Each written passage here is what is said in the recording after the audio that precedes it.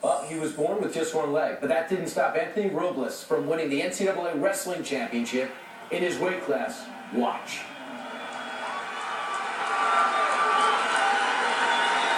Awesome. And that's what it sounded like. Here with us now is the man of the hour, Anthony Robles. Anthony, good morning. Morning. Tell us what that moment was like. It was exciting. It was like a dream come true.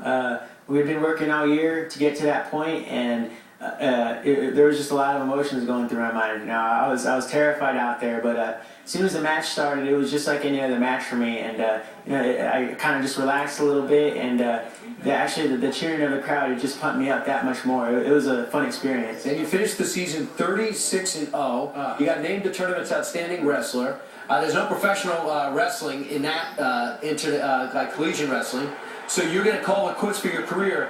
What got you started? What made you think, hey, I'm born with one leg, let's try wrestling?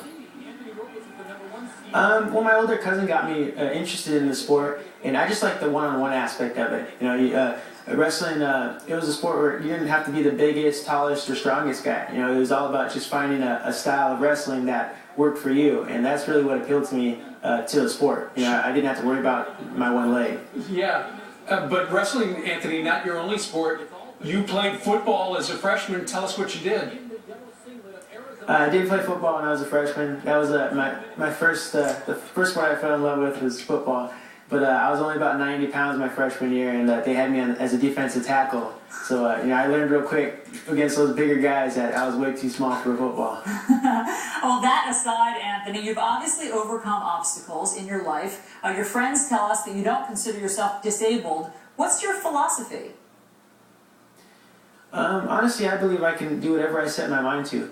You know, my parents raised me to that way. You know, they didn't give me any special treatment, so I grew up with my 3 brothers and my sister, believing I was just like them. You know, I did everything that they did, and that mindset just carried with me as I grew up. Mm-hmm. And my family's always been a huge supporter of me and my wrestling, and you know, they're a great source of inspiration for me. And it was just awesome to be able to share that national championship with them. You know, they were up in the crowd, and it was exciting. And, you know, and with the whole world, I know ESPN did a feature on you. Everyone's been talking about you.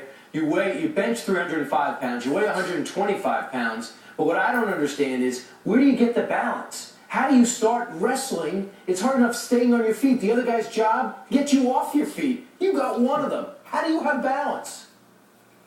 Actually, that was the hardest part for me initially when I first started wrestling, was just figuring out the balance part of it. And that's a huge aspect in wrestling, is the balance. And it was kind of just a trial and error thing. My coaches just, you know, they put me in different positions and just see how I felt, and just try to get me used to it. Right. And you know, eventually it kind of paid off. No kidding. Well, you've got a fantastic story, and now that you're going to graduate in May from Arizona State, you're going to become a motivational speaker. You, sir, have a great story to tell. And thanks for joining us today. Thank you.